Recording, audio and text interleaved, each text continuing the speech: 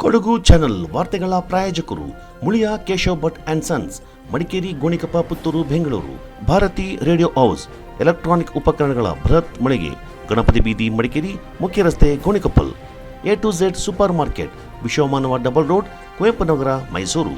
Wood look furniture, ಪೀಠೋಪಕರಣಗಳ ಬೃಹತ್ ಮಳಿಗೆ, ಆಲ್ವೆಸಲ್ ಟವರ್, ಕೊಯ್ನೂರು ರಸ್ತೆ, ಮಡಿಕೇರಿ. ಶಾರದಾ ಜ್ಯುವೆಲರಿ, ಕೊಡಗಿನ ಸಾಂಪ್ರದಾಯಿಕ ಆಭರಣಗಳ ವಿಶಾಲ ಮಳಿಗೆ, ಅರಸ್ ರೋಡ್, ಮೈಸೂರು.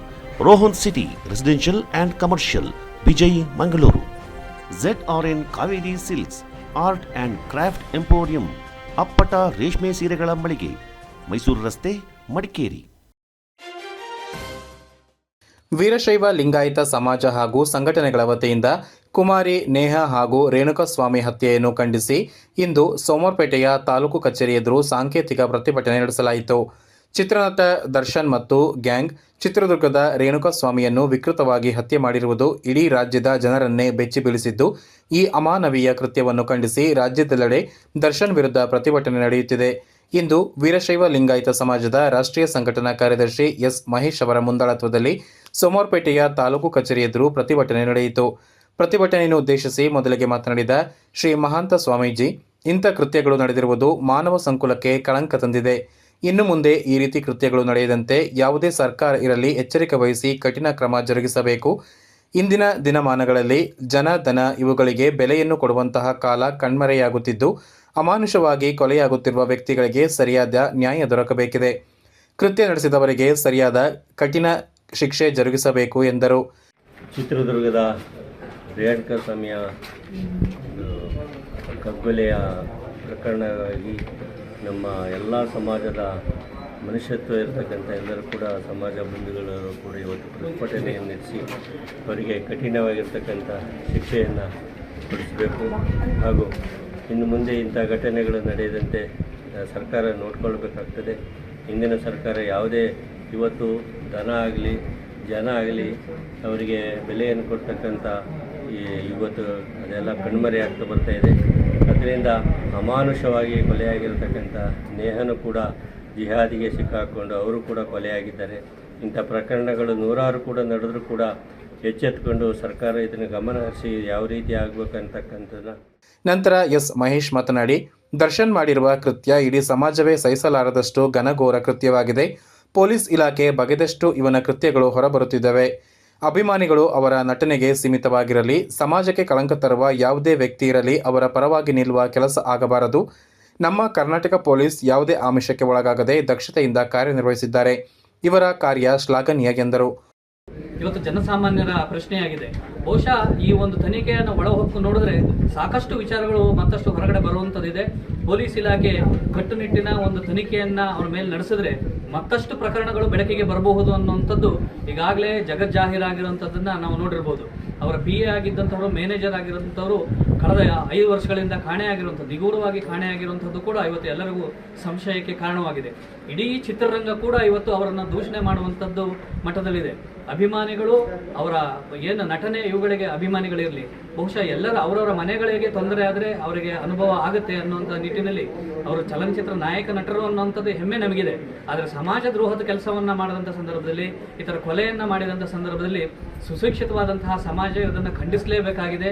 ಅದು ಇಡೀ ಕರ್ನಾಟಕಕ್ಕೆ ಒಂದು ಕಪ್ಪು ಚಿಕ್ಕೆ ಅನ್ನುವಂತಹ ಮಾತನ್ನು ಹೇಳ್ತಾ ದರ್ಶನ್ ಹಾಗೂ ಪ್ರತಿಭಟನೆಯಲ್ಲಿ ಅಭಿನವ ಸಿದ್ಧಲಿಂಗ ಸ್ವಾಮೀಜಿ, ಮುದ್ದಿನಕಟ್ಟೆ ಮಠ ಶನಿವಾರ ಸಂತೆ ರುದ್ರಮುನಿ ಸ್ವಾಮೀಜಿ, ಕಲ್ಲಳ್ಳಿ ಮಠ ಕೊಡ್ಲಿಪೇಟೆ ಇಮ್ಮಡಿ ಶಿವಲಿಂಗ ಸ್ವಾಮೀಜಿ, ಸಿರಿಗಳಲೆ ಮಠ ದಿವಾಕರ್ ಜಿಲ್ಲಾಧ್ಯಕ್ಷರು, ಸಂಘಟನಾ ವೇದಿಕೆ ಕೊಡಗು ಮತ್ತಿತರರು ಭಾಗಿಯಾಗಿದ್ದರು.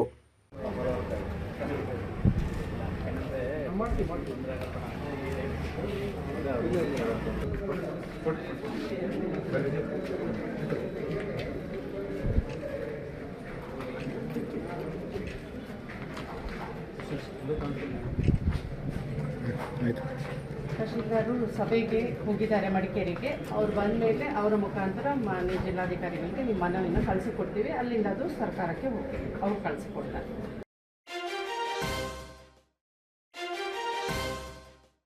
ಬಾವಿಗೆ ಬಿದ್ದು ಕಾಡಾನೆ ಸಾವು. ಕಾಡಾನೆಯೊಂದು ತೆರೆದ ಬಾವಿಗೆ ಆಕಸ್ಮಿಕವಾಗಿ ಬಿದ್ದು ಮೃತಪಟ್ಟಿರುವ ಘಟನೆ ಕೊಡಗು ಜಿಲ್ಲೆಯ ವಿರಾಜಪೇಟೆ ತಾಲೂಕಿನ ಕೆದಮುಳ್ಳೂರು ಗ್ರಾಮ ಪಂಚಾಯಿತಿ ವ್ಯಾಪ್ತಿಯ ಪಾಲಂಗಾಲ ಗ್ರಾಮದಲ್ಲಿ ನಡೆದಿದೆ. ಗ್ರಾಮ ಪಂಚಾಯಿತಿ ವತಿಯಿಂದ ಉದ್ಯೋಗ ಖಾತರಿ ಯೋಜನೆಯಡಿ ಬಾವಿಯನ್ನು ನಿರ್ಮಿಸಲಾಗುತ್ತಿದ್ದು, ಸುಮಾರು 20 ಅಡಿಗಳಷ್ಟು ಆಳವಿದ್ದ ಬಾವಿಗೆ ಸೋಮವಾರ ಮಧ್ಯರಾತ್ರಿ ಕಾಡಾನೆ ಬಿದ್ದಿದ್ದು ಸ್ಥಳದಲ್ಲಿಯೇ ಮೃತಪಟ್ಟಿದೆ. ಅರಣ್ಯ ಇಲಾಖೆ ಅಧಿಕಾರಿಗಳು ಹಾಗೂ ಸಿಬ್ಬಂದಿಗಳು ಸ್ಥಳಕ್ಕೆ ಭೇಟಿ ನೀಡಿ ಆನೆಯ ಮೃತದೇಹವನ್ನು ಮೇಲಕ್ಕೆತ್ತುವ ಕಾರ್ಯಾಚರಣೆ ನಡೆಸುತ್ತಿದ್ದಾರೆ. ಇತ್ತೀಚಿನ ದಿನಗಳಲ್ಲಿ ಆಹಾರ ಮತ್ತು ನೀರನ್ನು ಹುಡುಕುತ್ತಾ ಕಾಡಾನೆಗಳು ಕೊಡಗಿನ ಗ್ರಾಮೀಣ ಪ್ರದೇಶಗಳಿಗೆ ಲಗ್ಗೆ ಇಡುತ್ತಿವೆ. ಇದರಿಂದ ಕೃಷಿಕ ವರ್ಗ ಅಪಾರ ನಷ್ಟವನ್ನು ಅನುಭವಿಸುತ್ತಿದೆ. ಅಲ್ಲದೆ ಕಾಡಾನೆಗಳು ಅಸಹಜ ಸಾವಿಗೂ ತುತ್ತಾಗುತ್ತಿವೆ. ಕಾಡಾನೆಗಳ ಉಪಟಳ ಮಿತಿ ಮೀರುತ್ತಿದ್ದು ಗ್ರಾಮಗಳಲ್ಲಿ ಆತಂಕದ ವಾತಾವರಣ ಮೂಡಿದೆ.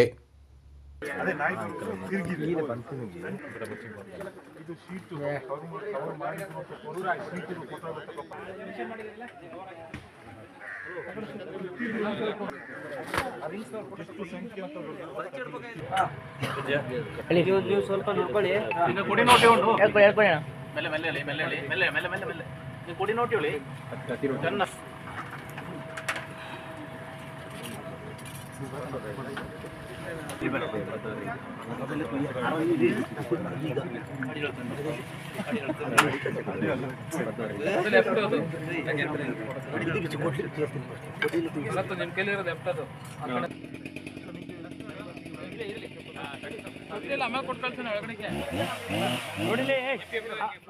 ಮನೆ ಪಕ್ಕ ಉದ್ಯೋಗ ಖಾತರಿ ಯೋಜನೆ ಅಡಿಯಲ್ಲಿ ಒಂದು ಬಾವಿ ನಿರ್ಮಾಣ ಮಾಡ್ತಿದ್ರು. ಅದು ಕಾಮಗಾರಿ ನಡೀತಾ ಇತ್ತು. ನಿನ್ನೆ ರಾತ್ರಿ ಏಕಾಏಕಿ ಬಂದು ಆನೆ ಬಂದು ಆ ಬಾವಿಗೆ ಬಿದ್ದು ಮೃತಪಟ್ಟಿರುತ್ತದೆ. ನಾವು ಈಗಾಗಲೇ ಗ್ರಾಮದಲ್ಲಿ ತುಂಬ ಸಲ ನಾವು ಈಗ ಇಲಾಖಾಧಿಕಾರಿಗಳಿಗಾಗಲಿ ನಮ್ಮ ಜನಪ್ರತಿನಿಧಿಗಳಿಗಾಗಲಿ ನಿರಂತರ ಮಾಹಿತಿ ಕೊಡ್ತಾ ಇದ್ರು ಈ ಆನೆ ಹಾವಳಿಯನ್ನು ತಡೆಯೋಕ್ಕೆ ಇದುವರೆಗೆ ಆಗಿಲ್ಲ. ಈ ಗ್ರಾಮದಲ್ಲಿ ಸುಮಾರು ಒಂದು 5-6 ವರ್ಷದಿಂದ ನಿರಂತರ ದಾಳಿ ಆಗ್ತಾ ಇದೆ. ಈ ಕರಡ ಭಾಗ, ಪಾಲಂಗಾಲ, ಸೋಮರ ಈ ಭಾಗದಲ್ಲಿ ಹೆಚ್ಚಿನ ಆನೆ ಹಾವಳಿ ಇರೋದರಿಂದ ಜನಸಾಮಾನ್ಯರಿಗೆ ಬದುಕಲು ಭಾರಿ ಕಷ್ಟ ಆಗ್ತಾ ಇದೆ. ಇದೇ ಒಂದು ಕಾರಣದಿಂದಾಗಿ ನಾವು ಇಲಾಖಾಧಿಕಾರಿಗಳ ಜೊತೆ ನಾವು ಸೇರಿಕೊಂಡು ಅಧಿಕಾರಿಗಳು ಜನಪ್ರತಿನಿಧಿಗಳೆಲ್ಲ ಸೇರಿಕೊಂಡು ಆದಷ್ಟು ನಾವು ಮುತುವರ್ಜಿಯಿಂದ ಕೆಲಸ ಮಾಡ್ತಾ ಇದ್ದೀವಿ. ಆದರೂ ಇದಕ್ಕೆ ಯಾವುದೋ ಒಂದು ಪೂರ್ಣ ವಿರಾಮ ಸಿಕ್ಕಿಲ್ಲ. ಇದುವರೆಗೆ ಒಂದು ಶಾಶ್ವತ ಪರಿಹಾರ ಕಂಡುಕೊಳ್ಳಲು ನಮ್ಮ ಸರ್ಕಾರ ವಿಫಲ ಆಗ್ತಾ ಇದೆ.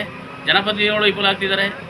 ಇದರಿಂದಾಗಿ ಜನಸಾಮಾನ್ಯರಿಗೆ ಜೀವಭಯದಿಂದ ಜೀವನ ಮಾಡೋದು ಕಷ್ಟ ಆಗುವಂಥ ಪರಿಸ್ಥಿತಿ ನಿರ್ಮಾಣ ಆಗಿದೆ. ಪಾಲಂಗಾಲ ಏನಿದೆ ಅದು ಕಾಡಂಚಿನ ಗ್ರಾಮ. ಆದ್ದರಿಂದ ಮಳೆಗಾಲದಲ್ಲಿ ಹೆಚ್ಚಿನ ಅಂಶ ಇಲ್ಲಿ ಆನೆಗಳ ಹಾವಳಿ ಇರುತ್ತೆ. ಅದೇ ರೀತಿ ಈಗ ನಾವು ಉದ್ಯೋಗ ಖಾತ್ರಿ ಯೋಜನೆಯಲ್ಲಿ ಏನು ಕಾಮಗಾರಿ ನಿರ್ವಹಿಸಿದ್ದೀವಿ ಅದ್ರ ಬಗ್ಗೆ ಕಾರ್ಯನಿರ್ವಾಹಕ ಅಧಿಕಾರಿಗಳಿಗೆ ವಿಷಯ ಮುಟ್ಟಿಸಿ ಪರಿಹಾರ ಏನಾದರೂ ಮಾಡುವಂಥದ್ದು ಮಾಡ್ತಾರೆ ಸರ್. ಇನ್ನೂ ಅದರ ಪೂರ್ತಿ ಬಿಡುಗಡೆ ಆಗಿಲ್ಲ. ವ್ಯವಸ್ಥೆ ಮಾಡ್ಬೋದು.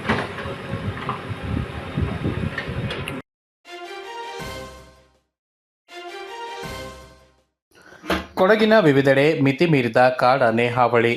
ಕೊಡಗು ಜಿಲ್ಲೆಯ ವಿವಿಧೆಡೆ ಮತ್ತೆ ಕಾಡಾನೆಗಳ ಹಾವಳಿ ಮಿತಿ ಮೀರಿದೆ. ನೀರು ಮತ್ತು ಆಹಾರ ಹುಡುಕಿಕೊಂಡು ಬರುತ್ತಿರುವ ಆನೆಗಳ ಹಿಂಡು ಕಾಫಿ ತೋಟಗಳು ಮಾತ್ರವಲ್ಲದೆ ಮನೆಯಂಗಳಕ್ಕೂ ದಾಳಿ ಮಾಡಿ ದಾಂಧಲೆ ನಡೆಸುತ್ತಿವೆ. ಕಾಡಾನೆಗಳ ದಾಳಿಯಿಂದ ಗ್ರಾಮೀಣ ಭಾಗದ ಜನರು ಆತಂಕದಲ್ಲಿದ್ದು ಅರಣ್ಯ ಇಲಾಖೆ ಅಸಹಾಯಕವಾಗಿದೆ. ಅರಣ್ಯ ಸಿಬ್ಬಂದಿಗಳು ಕಾರ್ಯಾಚರಣೆ ನಡೆಸಿದರೆ ಒಂದು ಗ್ರಾಮದಿಂದ ಮತ್ತೊಂದು ಗ್ರಾಮಕ್ಕೆ ಮತ್ತು ತೋಟಗಳಿಗೆ ಆನೆಗಳು ಸ್ಥಳಾಂತರಗೊಳ್ಳುತ್ತಿವೆ ಹೊರತು ಮರಳಿ ಕಾಡು ಸೇರುತ್ತಿಲ್ಲ. ಪೊನ್ನಂಪೇಟೆ ಸಮೀಪದ ಮತ್ತೂರು ಗ್ರಾಮದ ಚೀಪೆಕೊಲ್ಲಿಯಲ್ಲಿ 6 ಆನೆಗಳ ಹಿಂಡು ಸೇರಿಕೊಂಡಿದ್ದು ತೋಟವೊಂದರ ಗೇಟನ್ನು ಮುರಿದಿವೆ. ಅಲ್ಲದೆ ತೋಟಕ್ಕೂ ಹಾನಿಗೊಳಿಸಿದೆ. ಸಿದ್ದಾಪುರ ಗುಹ್ಯ ಗ್ರಾಮದಲ್ಲಿ ಕಾಡಾನೆಗಳ ಹಿಂಡು ಮನೆಯಂಗಳದಲ್ಲಿ ದಾಂಧಲೆ ನಡೆಸಿ ಹೂಕುಂಡಗಳನ್ನು ಹಾನಿಗೊಳಿಸಿದೆ. ಮರಿ ಆನೆಗಳು ಮನೆಯೊಳಗೆ ನುಗ್ಗಲು ಯತ್ನಿಸಿದ ಘಟನೆಯೂ ನಡೆದಿದೆ. ಎಂ ಸುಬ್ರಮಣಿ ಎಂಬುವರ ಕಾಫಿ ತೋಟದಲ್ಲಿ ಮರಿ ಆನೆಗಳು ಸೇರಿದಂತೆ 7ಕ್ಕೂ ಹೆಚ್ಚು ಕಾಡಾನೆಗಳು ಬೀಡು ಬಿಟ್ಟು ದಾಂಧಲೆ ನಡೆಸಿ ಕೃಷಿ ಫಸಲನ್ನು ನಾಶಗೊಳಿಸಿವೆ. ರಾತ್ರಿ ಮನೆಯಂಗಳಕ್ಕೆ ಬಂದ ಕಾಡಾನೆಗಳ ಹಿಂಡು ಮನೆಯ ಅಂಗಳದಲ್ಲಿದ್ದ 20ಕ್ಕೂ ಹೆಚ್ಚು ಹೂಕುಂಡಗಳನ್ನು ತುಳಿದು ಧ್ವಂಸಗೊಳಿಸಿವೆ. ಮನೆಯ ಬದಿಯಲ್ಲಿ ಪ್ಲಾಸ್ಟಿಕ್ ಕುರ್ಚಿಗಳನ್ನು ಮತ್ತಿತರ ವಸ್ತುಗಳನ್ನು ಎಳೆದು ತುಳಿದು ನಾಶಗೊಳಿಸಿವೆ. ಗುಹ್ಯ ಭಾಗದಲ್ಲಿ ಕಾಡಾನೆಗಳ ಹಾವಳಿ ನಿರಂತರವಾಗಿದ್ದು ರಾತ್ರಿ ನಿದ್ದೆ ಮಾಡಲು ಭಯವಾಗುತ್ತಿದೆ.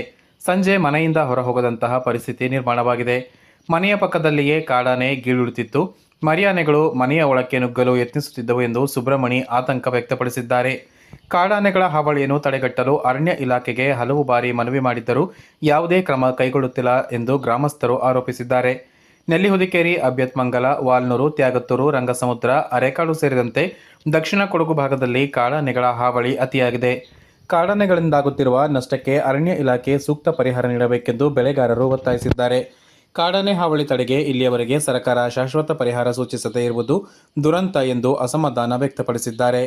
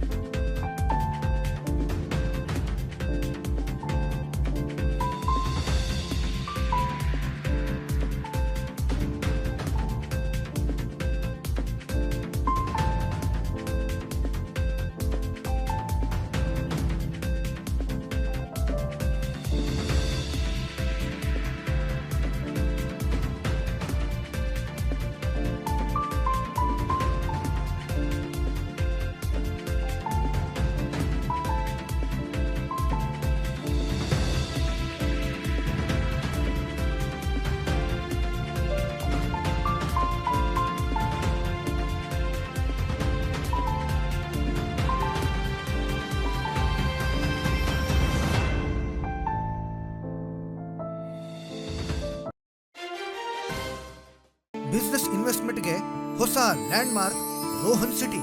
ವಾಣಿಜ್ಯ ಸ್ಥಳಗಳ ಮೇಲಿನ ಹೂಡಿಕೆಯ ಮೇಲೆ 7.5% ನಷ್ಟು ಗ್ಯಾರಂಟಿಡ್ ರಿಟರ್ನ್. ತಡ ಯಾಕೆ? ಈಗಲೇ ಇನ್ವೆಸ್ಟ್ ಮಾಡಿ. ನಿಮ್ಮ ಹೂಡಿಕೆಗೆ ಬೆಸ್ಟ್ ಪ್ರೈಸ್ ಸಿಗುವಾಗ ತಡ ಯಾಕೆ? ನಿಮ್ಮ ಸಕ್ಸಸ್ನ ಹೊಸ ಅಡ್ರೆಸ್ ರೋಹನ್ ಸಿಟಿ, ವಿಜಯ್, ಮಂಗಳೂರು.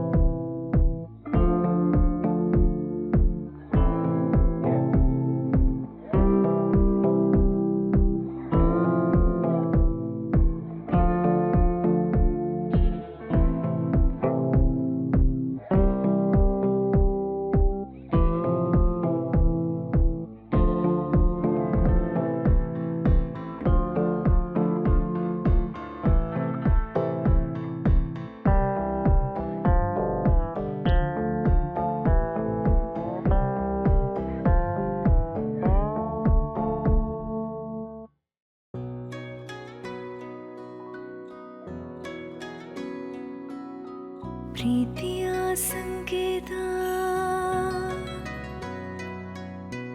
ಅಳಿಯದ ಸಂಬಂಧ, ನಗುವಿನ ಸೌಂದರ್ಯ, ಇದು ಸ್ನೇಹದ ಬಾಂಧವ್ಯ, ಒಲವಿನ ಪ್ರತಿಧ್ವನಿ ತಂದಿದೆ ಸಂತಸ, ಚಿನ್ನದ ಪ್ರತಿಹನಿ ತಂದಿದೆ ಸಂಭ್ರಮ. ಮುಳಿಯ ಜ್ಯೂಸ್ ಕಣ ಕಣದಲು ಆನಂದ, ಮುಳಿಯ ಜ್ಯೂಸ್ ಕಣ ಕಣದಲು ಸೌಂದರ್ಯ, ಮುಳಿಯ ಜ್ಯೂಸ್ ಕಣ ಕಣದಲು ಆನಂದ, ಮುಳಿಯ ಜ್ಯೂಸ್ ಕಣ ಕಣದಲು ಸೌಂದರ್ಯ. Mulia Jewels, creating happiness. For learning to be effectual, it needs to be delivered in a convivial environment. Nalanda's majestic and splendid landscape, bordered by evergreen trees and plants, spacious digital classrooms, playfields, hostel facility, tennis and table tennis court, laboratories, mess, confectionery, add testimony for a serene abode of learning. The Nalanda philosophy of holistic education firmly believes that the child is the center of learning. Experience the uniqueness of world-class education at Nalanda. Now, admissions are open. One more opportunity for the student beyond academics to emerge as a leader. SBRR Mahajana First Grade Autonomous College, accredited A grade by NAC, having 4 decades of experience in higher education. Admissions open for the year 2024 and 25 for BCom, BA, BCA, BSc, BBA, BSc with Criminology and Forensic Science, Psychology and Biochemistry. In addition, BBA Hotel and Hospitality along with Aviation and International Tourism. NSS, NCC, Sports, Cultural and other co-curricular activities are encouraged. 30 plus value-added and skill enhancement courses. Meritorious students are provided free shift scholarships. Students with 95% and above in second PUC are exempted from program fee. Concession for all achievers in sports. Hostel facility for boys and girls. Contact Mahajana College, Mysuru. Nanjarayapattana ಗ್ರಾಮ ಪಂಚಾಯತ್ ವ್ಯಾಪ್ತಿಯ ರಂಗಸಮುದ್ರ ಗ್ರಾಮದ ಕಟ್ಟೆಹಾಡಿ ಗಿರಿಜನಹಾಡಿಯಲ್ಲಿ ನಿರ್ಮಾಣಗೊಂಡಿರುವ ಸಮುದಾಯ ಭವನವನ್ನು ಸ್ಥಳೀಯ ನಿವಾಸಿಗಳ ಬಳಕೆಗೆ ಒದಗಿಸಲಾಯಿತು. ಭಾರೀ ಮಳೆಗೆ ಸಮುದಾಯ ಭವನದ ಸಮೀಪದಲ್ಲಿದ್ದ ಬೃಹತ್ ಮರ ಭವನದ ಮೇಲೆ ಬಿದ್ದು ಕಟ್ಟಡದ ಒಂದು ಭಾಗ ತೀವ್ರ ಜಖಂಗೊಂಡಿತ್ತು. ಮಳೆಹಾನಿ ಪರಿಹಾರ ನಿಧಿಯಲ್ಲಿ ಕಟ್ಟಡ ದುರಸ್ತಿಗೊಳಿಸಿ ಮೇಲಂತಸ್ತಿಗೆ ಚಾವಣಿ ಅಳವಡಿಸಿ ಗಿರಿಜನರ ಕಾರ್ಯಚಟುವಟಿಕೆಗಳಿಗೆ ಒದಗಿಸಿ ಕೀಲಿಕೈ ಹಸ್ತಾಂತರಿಸಲಾಯಿತು. ನಂಜರಾಯಪಟ್ಟಣ ಗ್ರಾಮ ಪಂಚಾಯಿತಿ ಅಧ್ಯಕ್ಷ ಸಿಎಲ್ ವಿಶ್ವ ಸಮುದಾಯ ಭವನದಲ್ಲಿ ಮತ್ತೆ ಕಾರ್ಯಚಟುವಟಿಕೆಗಳ ಆರಂಭಕ್ಕೆ ಚಾಲನೆ ನೀಡಿದರು. ನಂತರ ಸುದ್ದಿಗಾರರೊಂದಿಗೆ ಮಾತನಾಡಿದ ಅವರು, ಈ ಭಾಗದ ಪರಿಶಿಷ್ಟ ಪಂಗಡದವರಿಗೆ ಶುಭ ಸಮಾರಂಭಗಳಿಗೆ, ಸಾಮಾಜಿಕ ಕಾರ್ಯಕ್ರಮಗಳಿಗೆ ಈ ಭವನ ಅನುಕೂಲವಾಗಲಿದೆ. ಇದರ ಸದುಪಯೋಗ ಪಡೆದುಕೊಳ್ಳುವುದರೊಂದಿಗೆ ಶುಚಿತ್ವಕ್ಕೆ ಎಲ್ಲರೂ ಪ್ರಾಮುಖ್ಯತೆ ಒದಗಿಸಬೇಕಾಗಿದೆ ಎಂದರು. ಒಂದು ಕಾಲದಲ್ಲಿ ಕಾಡುಮಯ ವಾತಾವರಣದಲ್ಲಿದ್ದ ಕಟ್ಟೆಹಾಡಿ ಇಂದು ಉತ್ತಮ ಸ್ಥಿತಿಯಲ್ಲಿದೆ. ಗ್ರಾಮ ಪಂಚಾಯಿತಿ ವತಿಯಿಂದ ಈ ಭಾಗದ ಸದಸ್ಯರ ಕಾಳಜಿಯಿಂದ ಸರ್ಕಾರದ ಸವಲತ್ತುಗಳು, ಮೂಲಭೂತ ಸೌಕರ್ಯಗಳನ್ನು ಒದಗಿಸಲಾಗುತ್ತಿದೆ. ಸಮಾಜ ಕಲ್ಯಾಣ ಇಲಾಖೆ ಐಟಿಡಿಪಿ ವತಿಯಿಂದ ಕೂಡ ಹಕ್ಕುಪತ್ರ, ಮನೆ ನಿರ್ಮಾಣ, ಅಗತ್ಯ ದಾಖಲಾತಿಗಳನ್ನು ಕಲ್ಪಿಸಲಾಗಿದೆ. ಕೆಲವು ತಾಂತ್ರಿಕ ಕಾರಣಗಳಿಂದ ಸೌಲಭ್ಯ ವಂಚಿತರಾಗಿರುವ ಇಲ್ಲಿನ ಕೆಲವು ನಿವಾಸಿಗಳಿಗೆ ಸೌಲಭ್ಯ ಕಲ್ಪಿಸಲು ಇಲಾಖೆ ಅಧಿಕಾರಿಗಳು ಕ್ರಮ ವಹಿಸಬೇಕಾಗಿದೆ ಎಂದು ಆಗ್ರಹಿಸಿದರು. ನಂಜನಪಟ್ಟಣ ಗ್ರಾಮ ಪಂಚಾಯತ್ ವ್ಯಾಪ್ತಿಯ ರಂಗಸಮುದ್ರ ಬ್ಲಾಕಿನ ಕಟ್ಟೆಹಳ್ಳಿ ಗ್ರಾಮದಲ್ಲಿ ಇವತ್ತು ನಾವು ಕಟ್ಟೆಹಳ್ಳಿಯ ಸಮುದಾಯ ಭವನ ಒಂದು ಉದ್ಘಾಟನೆ ಕಾರ್ಯಕ್ರಮವನ್ನು ಹಮ್ಮಿಕೊಂಡಿದ್ದೇವೆ. ಇದು ಸುಮಾರು 21-22ನೇ ಸಾಲಿನ ಒಂದು ಗ್ರಾಮ ವಿಕಾಸ ಇದರಲ್ಲಿ ನಾವು ಮತ್ತು ಪಂಚಾಯತಿ ಅನುದಾನದಲ್ಲಿ ಕಟ್ಟಡವನ್ನು ಕಾಮಗಾರಿ ಮಾಡಿದ್ದೇವೆ. ಈ ಭಾಗದಲ್ಲಿ ಕಟ್ಟೆಹಳ್ಳಿ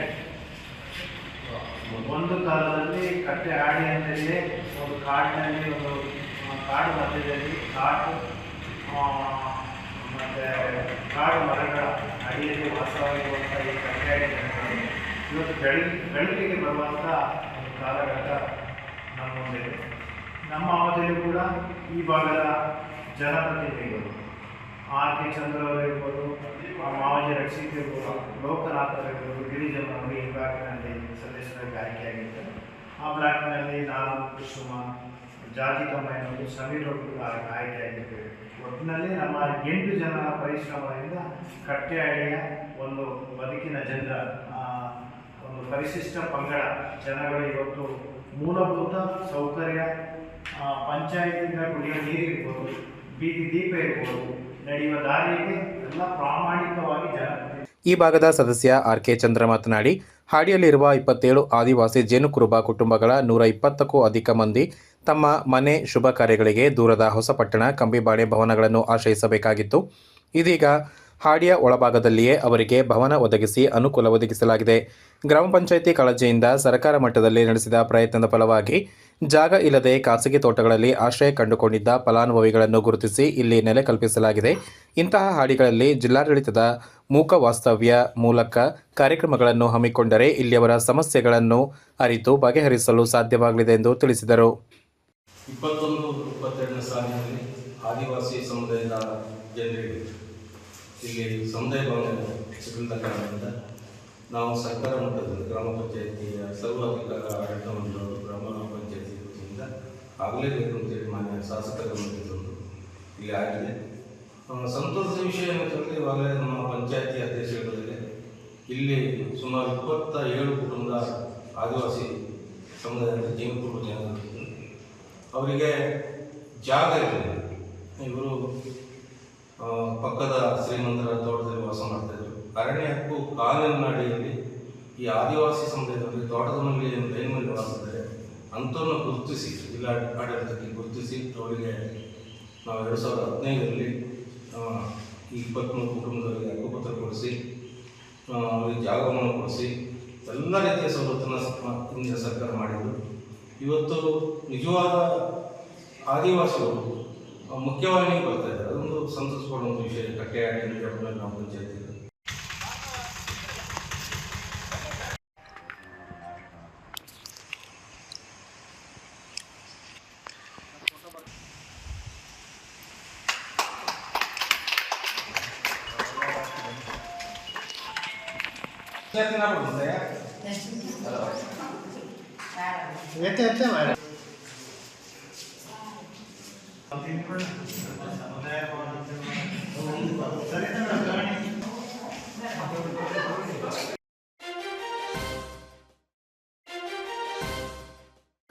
ಜೀಪ್ ರ್ಯಾಲಿ ಉದ್ದಪಂಡ ಚೇತನ್ ಹಾಗೂ ಮಯೂರ್ ಬೋಪಯ್ಯರಿಗೆ ಓವರಾಲ್ ಪ್ರಶಸ್ತಿ. ಎನ್ಆರ್ ಪುರದ ಅಡ್ವೆಂಚರ್ ಆ್ಯಂಡ್ ಮೋಟಾರ್ ಸ್ಪೋರ್ಟ್ಸ್ ಹಾಗೂ ಇಂಡಿಯನ್ ಮೋಟಾರ್ ಸ್ಪೋರ್ಟ್ಸ್ ಆಯೋಜಿಸಿರುವ ಮಡ್ ಟಸ್ಕರ್ಸ್ ಜೀಪ್ ವಿಭಾಗದಲ್ಲಿ ಅಮ್ಮತ್ತಿಯ ಉದ್ದಪಂಡ ಚೇತನ್ ಚಂಗಪ್ಪ ಡ್ರೈವರ್ ಹಾಗೂ ಕೋ ಡ್ರೈವರ್ ಆಗಿ ಕಂಬಿರಂಡ ಮಯೂರ್ ಬೋಪಯ್ಯ ಅತ್ಯುತ್ತಮ ಪ್ರದರ್ಶನದೊಂದಿಗೆ ಓವರಾಲ್ ಪ್ರಶಸ್ತಿಯನ್ನು ಪಡೆಯುವ ಮೂಲಕ 1 ಲಕ್ಷ ನಗದು ಹಾಗೂ ಟ್ರೋಫಿ ತಮ್ಮದಾಗಿಸಿಕೊಂಡಿದ್ದಾರೆ. ಚಿಕ್ಕಮಗಳೂರಿನ ಸೀಗುವಾನಿ ಗ್ರಾಮದ ಭದ್ರಾ ಹಿನ್ನೀರಿನಲ್ಲಿ ಆಯೋಜಿಸಿದ್ದ ವಿವಿಧ ಹಂತದ ಈ ರ್ಯಾಲಿಯಲ್ಲಿ 3 ಕ್ಯಾಟಗರಿಯಲ್ಲಿ ಒಟ್ಟು 72 ಜೀಪ್ ಹಾಗೂ ಜಿಪ್ಸಿ ಭಾಗವಹಿಸಿದ್ದು, ಡೀಸೆಲ್ ಸ್ಟಾಕ್ ವಿಭಾಗದಲ್ಲಿ ಕೊಡಗಿನ ಮಾದಾಪುರ ಹಟ್ಟಿಹೊಳೆಯ ಪೆಮ್ಮುಡಿಯಂಡ ಅಭಿಷೇಕ್ ಉತ್ತಪ್ಪ, ದ್ವಿತೀಯ ಸ್ಥಾನ ಪಡೆದು 25,000 ನಗದು ಹಾಗೂ ಟ್ರೋಫಿ ಪಡೆದರೆ ಕಕ್ಕಬೆಯ ಬಾಚಿಮಂಡ ಅಪ್ಪಣ್ಣ ಹಾಗೂ ಸಮಂತ್ ತೃತೀಯ ಬಹುಮಾನ 15,000 ನಗದು ಹಾಗೂ ಟ್ರೋಫಿಯನ್ನು ತಮ್ಮದಾಗಿಸಿಕೊಂಡಿದ್ದಾರೆ. ಈ ರ್ಯಾಲಿಯಲ್ಲಿ ಕೊಡಗಿನಿಂದ 10 ರ್ಯಾಲಿ ಪಟುಗಳು ಭಾಗವಹಿಸಿದ್ದರು.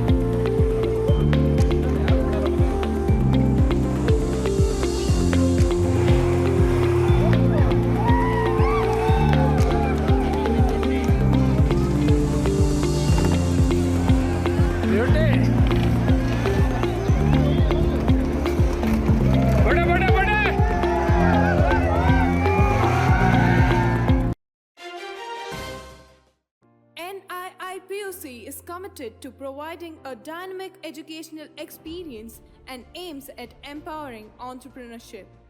Students are motivated to explore and revel in the joy of learning. We are proud to have a substantial number as separate batch of students for JEE, CET and NEET. This year, we have introduced Tally, Stock Marketing and E-Commerce under the able guidance of the subject experts. Empowering entrepreneurship at Nalanda International Independent Pre-University College. Now, admissions are open.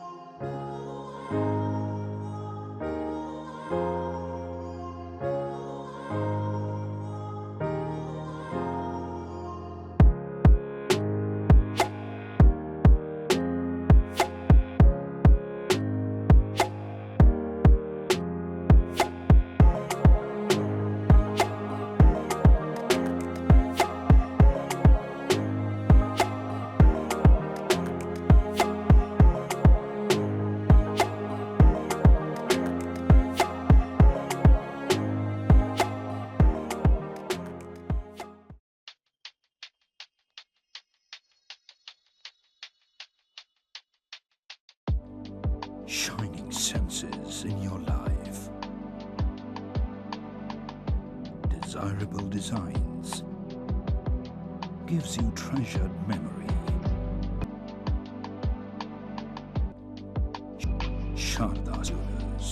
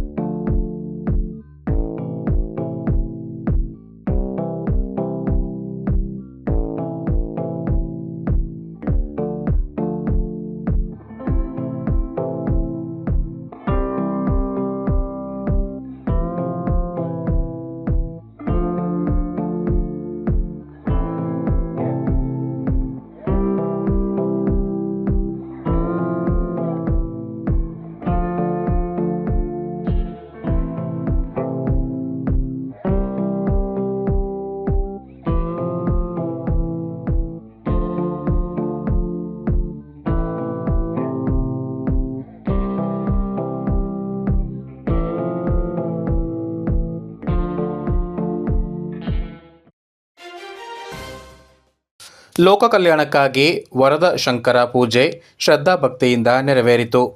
Kodagu ಜಿಲ್ಲಾ ವೀರಶೈವ ಲಿಂಗಾಯತ ಜಂಗಮ ಅರ್ಚಕರ ಸಂಘದ ವತಿಯಿಂದ ಸೋಮವಾರಪೇಟೆ ಪಟ್ಟಣದ ವಿರಕ್ತ ಮಠದ ಆವರಣದಲ್ಲಿ ವರದ ಶಂಕರ ಪೂಜೆ ನಡೆಸಲಾಯಿತು. ಸಂಘದ ಕಾರ್ಯದರ್ಶಿ ಬಸವಕುಮಾರ ಶಾಸ್ತ್ರಿ ಪುರೋಹಿತ್ವದಲ್ಲಿ ಅರ್ಚನೆ, ಅಷ್ಟೋತ್ತರ ಹಾಗೂ ವಿಶೇಷ ಪೂಜೆ ಪ್ರಾರ್ಥನೆ ನಡೆಯಿತು. ಈ ಸಂದರ್ಭ ಮಾತನಾಡಿದ ಸಂಘದ ಅಧ್ಯಕ್ಷ ಎಫ್ಸಿ ಹಿರೇಮಠ್ ಮಾತನಾಡಿ, ನಾಡಿನೆಲ್ಲೆಡೆ ಸುಭಿಕ್ಷೆ ನೆಲೆಸಬೇಕು, ಶಾಂತಿ ನೆಮ್ಮದಿ ಇರಬೇಕು, ಕಾಲಕಾಲಕ್ಕೆ ಮಳೆ ಬೆಳೆ ಚೆನ್ನಾಗಿ ಆಗಬೇಕೆಂದು ಲೋಕ ಕಲ್ಯಾಣಕ್ಕಾಗಿ ಪೂಜೆ ಸಲ್ಲಿಸಲಾಗಿದೆ ಎಂದರು. ಈ ಸಂದರ್ಭ ಸಂಘದ ಉಪಾಧ್ಯಕ್ಷ ಅಮ್ಮತ್ತಿ ಮಹೇಶ್, ಖಜಾಂಜಿ ಅಭಿಮಠ ಮಹೇಶ್, ಪದಾಧಿಕಾರಿಗಳಾದ ಚಂದ್ರಶೇಖರ್, ವೀರಯ್ಯ, ನಂದೀಶ್, ತ್ರಿಶಂಕು ಕುಮಾರ್ ಸೇರಿದಂತೆ ಜಿಲ್ಲೆಯ ವಿವಿಧೆಡೆಯ ಅರ್ಚಕರುಗಳು ಪಾಲ್ಗೊಂಡಿದ್ದರು.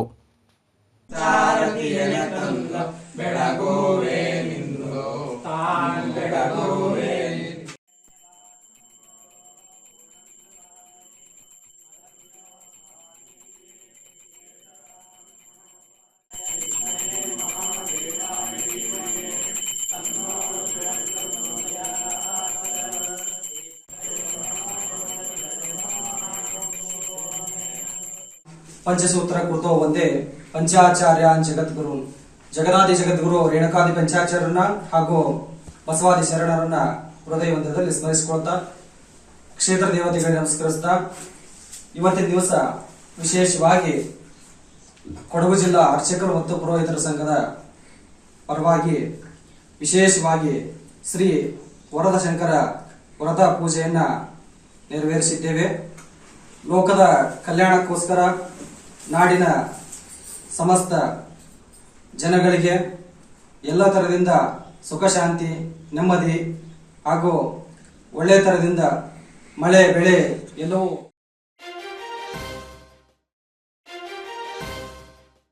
ಇದೇ ತಿಂಗಳ 21ರಂದು ರಾಜಲಕ್ಷ್ಮಿ ಎಂಟರ್ಟೈನ್ಮೆಂಟ್ ಬ್ಯಾನರ್ ಅಡಿಯಲ್ಲಿ ನಿರ್ದೇಶಕ ಚೇತನ್ ಚಂದ್ರಶೇಖರ್ ನಿರ್ದೇಶನದಲ್ಲಿ ಮೂಡಿಬಂದಿರುವ ಬಹುನಿರೀಕ್ಷಿತ ಸಿನಿಮಾ ಸಂಭವಾಮಿ ಯುಗೆ ಯುಗೆ ಬಿಡುಗಡೆಯಾಗಲಿದ್ದು, ಚಿತ್ರದಲ್ಲಿ ಕೊಡಗಿನ ಬೆಡಗಿ ಕುಶಾಲನಗರದ ಕಲಾವಿದೆ ಮಧುರಗೌಡ ನಟಿಸಿದ್ದು, ನಾಯಕ ನಟನಾಗಿ ಜಯಶೆಟ್ಟಿ ನಟಿಸಿದ್ದಾರೆ.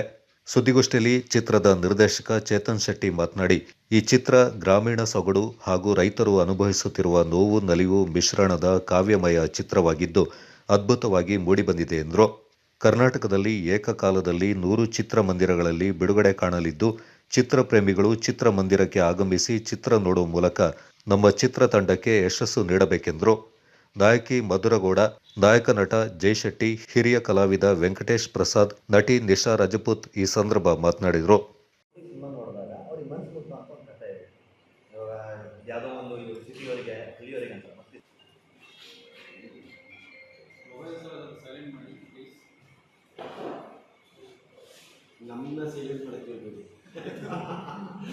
ಇದೇ 21ನೇ ತಾರೀಕು ರಿಲೀಸ್ ಆಗ್ತಾ ಇದೆ. ನಮ್ಮ ಕುಶಾಲನಗರದಲ್ಲೂ ನಮ್ಮ ಕೂರ್ಗು ಪ್ಲೆಕ್ಸಲ್ಲಿ ಬರ್ತಾ ಇದೆ.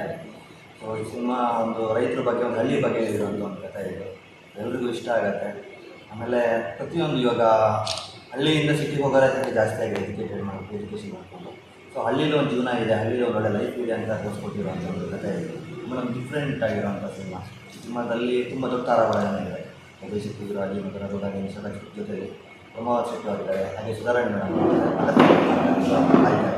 ಒಂದು ಬ್ಲೈಂಡ್ ಮದರ್ ಕ್ಯಾರೆಕ್ಟರ್ ಮಾಡಿದ್ದಾರೆ.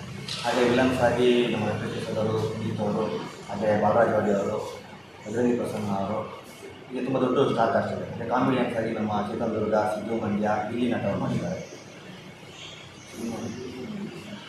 ಸ್ಪೆಷಲ್ ಆಗಿ ನಾವು ಕೂರ್ಗಲ್ಲಿ ಬಂದಿದ್ದೀವಿ, ಕುಶಾಲನಗರಲ್ಲಿ. ನಾನು ಮತ್ತು ಮಧುರ ತುಂಬ ಈ ಮೂವಿಯಲ್ಲಿ ಎಂಜಾಯ್ ಮಾಡಿದ್ದೀವಿ. ಇದು ಮೂವಿ ಶೂಟ್ಗಿಂತ ನಮಗೆ ಫುಲ್ ಒಂದು ಚೆನ್ನಾಗಿ ಎಕ್ಸ್ಪೀರಿಯೆನ್ಸ್ ಇತ್ತು ನಮಗೆ.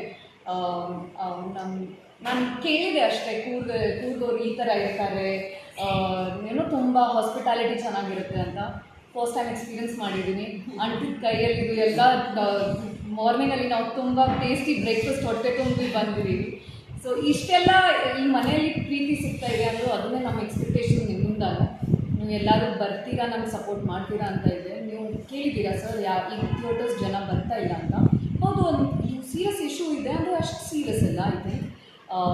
ಸ್ಟೋರಿ ಚೆನ್ನಾಗಿದ್ದರೆ ಎಲ್ಲರೂ ಬಂದೇ ಬರ್ತಾರೆ, ಸಪೋರ್ಟ್ ಮಾಡೇ ಮಾಡ್ತಾರೆ. ಮತ್ತು ನಮ್ಮ ಮೀಡಿಯಾ ಅವರು, ನಮ್ಮ ಇಂಡಸ್ಟ್ರಿಯವರು ನಮ್ಗೆ ಸಪೋರ್ಟ್ ಮಾಡಿಲ್ಲ ಅಂದರೆ ಯಾಕೆ ಮಾಡ್ತಾರೆ ಸರ್? ಸೊ ನಾವು ಇಲ್ಲಿ ಎಲ್ಲರೂ ಬೆಳೆಯೋಕ್ಕೆ ಬಂದಿದ್ದೀವಿ. ನಾವು ಎಲ್ಲರೂ ಹೊಸಬ್ರು ಈಗ ಎಲ್ಲರೂ ಈಗ ದೊಡ್ಡ ದೊಡ್ಡ ಸ್ಟಾರ್ ಅವರು ಎಲ್ಲಿಂದಾನೆ ಬೇಸಂದಾನೆ ಸ್ಟಾರ್ಟ್ ಮಾಡಿದ್ಯಾ ನಮ್ಮ ಥರನೇ. ಸೊ ನಾವು ಈಗ ಇದು ಸ್ಟಾರ್ಟ್ ಮಾಡಿದ್ದೀವಿ ನಮ್ಮ ಜರ್ನಿ. ನಿಮ್ಗೆಲ್ಲರದು ಆಶೀರ್ವಾದ, ಸಪೋರ್ಟು, ಪ್ರೀತಿ ಇದ್ರೇ ನಾವು ಬೆಳೆಯೋದು. ಸೊ ಅಷ್ಟೇ ಕೇಳ್ಕೊತೀವಿ. ಮಾಸ್ ಮೂವಿನೇ. ಸೊ ನನ್ನ ಕ್ಯಾರೆಕ್ಟರೈಸೇಷನ್ ಬಂದು ಕಮರ್ಷಿಯಲ್ ಆಗಿ ಸ್ಟಾರ್ಟ್ ಇದೆ ಅಂತ. ನನ್ನ ಜೊತೆ ಇನ್ನೊಬ್ರು ಯಾರಿದ್ದಾರೆ ಅವ್ರದ್ದು ಕಂಟೆಂಟ್ ಈ ಥರ ಕಾಂಬಿನೇಷನ್ ಇದೆ. ಏನಕ್ಕಂದರೆ ಈ ಸಿನಿಮಾ ಹೆಸರು ಸಂಭಾವನೆ ಹೀಗೆ ಏನಕ್ಕೆ ಇದ್ದೀವಿ ಅಂದರೆ ಇಲ್ಲಿ ಕೃಷ್ಣ ಮತ್ತು ಅರ್ಜುನನ ಕಾಂಬಿನೇಷನ್ ಇದೆ. ಸೊ ನಾನು ಅರ್ಜುನ, ನನಗೆ ಜೊತೆಗಿರೋರು ಕೃಷ್ಣ ಅಂತ. ಸೊ ಅದು ತಮಿಳು ಆರ್ಟಿಸ್ಟ್ ಕಾಂಬಿನೇಷನ್ಗೆ ಹೋಗುತ್ತೆ ಸಿನಿಮಾ ಕಂಪ್ಲೀಟ್. ಅದಕ್ಕೆ ಮುಂಚೆ ನನ್ನ ಬಗ್ಗೆ ನಾನು ಹೇಳಲೇಬೇಕು. ನನ್ನ ಹೆಸರು ಜೈ ಶೆಟ್ಟಿ ಅಂತೇಳಿ, ಇದೇ ಕುಂದಾಪುರದ ಹುಡುಗ. ನನ್ನ ಮೊದಲ ಸಿನಿಮಾ ಬಂದು 1975 ಅಂತ, ಲಾಸ್ಟ್ ಇಯರ್ ಫೆಬ್ರವರಿಯಲ್ಲಿ ರಿಲೀಸ್ ಆಯಿತು. ಸೊ ಅದು ಮುಗಿದ ತಕ್ಷಣ ನಾವು ಕೈ ಎತ್ಕೊಂಡಿದ್ದ ಪ್ರಾಜೆಕ್ಟ್ ಇದು ಸಂಭಾವನೆ. ಸೊ ಅವಾಗಲೇ ಕ್ವಶನ್ ಕೇಳ್ತಾ ಇದ್ರು, ಇಷ್ಟು ದೊಡ್ಡ ಮಟ್ಟದಲ್ಲಿ ರಿಲೀಸ್ ಮಾಡಿದ್ರೆ ಏನು ಧೈರ್ಯ ಬಂತು ನಿಮಗೆ ಅಂತ. ಏನಂದರೆ ನಾವು ಒಂದು ಕತೆ ಬರೆದಾಗ ಅದು ಏನು ವಿಜುವಲ್ ಮಾಡಿರ್ತಾರೆ ಅದು ಒಂದು ಮಟ್ಟದಲ್ಲಿರುತ್ತೆ. ಮಟ್ಟದಲ್ಲಿ ನಮ್ಮದು ಶೂಟೆಲ್ಲ ಮುಗಿದು ಫೈನಲ್ ಕಾಪಿ ಬಂದಾಗ ಅದಕ್ಕಿಂತ ಕೆಳಗಡೆ ಹೋಗೋ ಚಾನ್ಸಸ್ ತುಂಬ ಜಾಸ್ತಿ ಇರುತ್ತೆ. ಏನಂದರೆ ವಿಜುವಲ್ ಮಾಡೋದಕ್ಕೂ ಸ್ಕ್ರೀನ್ ತರೋದಕ್ಕೂ ತುಂಬ ಡಿಫ್ರೆನ್ಸ್. ಬಟ್ ಇದರಲ್ಲಿ ನಾವು ವಿಜುವಲ್ ಮಾಡಿದ್ದು ಅದಕ್ಕಿಂತ ಇನ್ನೂ ಜಾಸ್ತಿ ಮಟ್ಟದಲ್ಲಿ ಸಿನಿಮಾ ಔಟ್ಪುಟ್ ಬಂದಿದೆ. ಸೊ ನಾವು ಪ್ರೊಡ್ಯೂಸರ್ಗೆ ತೋರಿಸಿದಾಗ, ಡಿಸ್ಟ್ರಿಬ್ಯೂಟರ್ಗೆ ತೋರಿಸ್ಬಿಟ್ಟು ಸಿನಿಮಾ ತೋರಿಸಿದಾಗ ಅವ್ರಿಗೆ ಧೈರ್ಯ ಬಂದಿದೆ ಸಿನಿಮಾ ಗೆಲ್ಲುತ್ತೆ, ನಾವು ದೊಡ್ಡ ಮಟ್ಟದಲ್ಲಿ ರೀಚ್ ಮಾಡೋದು ನಮ್ಮಲ್ಲಿ. ಏನೋ ಒಂದು ಚಿಕ್ಕ ಮಟ್ಟದಲ್ಲಿ ನಾರ್ಮಲಾಗಿ ಬಂದಿದ್ದರೆ ಮಲ್ಟಿಪ್ಲೆಕ್ಸು, ಮಾಲ್ಗಳು ಇದು ಮಾತ್ರ ಕಾನ್ಸಂಟ್ರೇಟ್ ಮಾಡ್ತೀವಿ. ಬಟ್ ಸಿನಿಮಾ ಚೆನ್ನಾಗಿರೋದಕ್ಕೆ ಇಷ್ಟು ಸಿಂಗಲ್ ಸ್ಕ್ರೀನ್ನ ಜಾಸ್ತಿ ಕಾನ್ಸಂಟ್ರೇಟ್ ಮಾಡಿ 100 ಸ್ಕ್ರೀನು ಬರ್ತಾರೆ. ಸೊ ನಮ್ಮ ಜೊತೆ ನಮಗೆ ಇವಾಗ ಆಲ್ರೆಡಿ ಕೋಟಿಂಗ್ ರಿಲೀಸ್ ಆಗಿದೆ ಈಗ. ಅದ ನಂತರ ನೆಕ್ಸ್ಟ್ ಕಲ್ಕಿ ಬರ್ತಾಯಿದೆ, ಈ ಮಧ್ಯದಲ್ಲಿ ನಾವು ಬರ್ತಾಯಿದ್ದೀವಿ. ಸೊ ಅದೊಂದು ಧೈರ್ಯ, ಕಾನ್ಫಿಡೆನ್ಸ್ ಇರೋದಕ್ಕೆ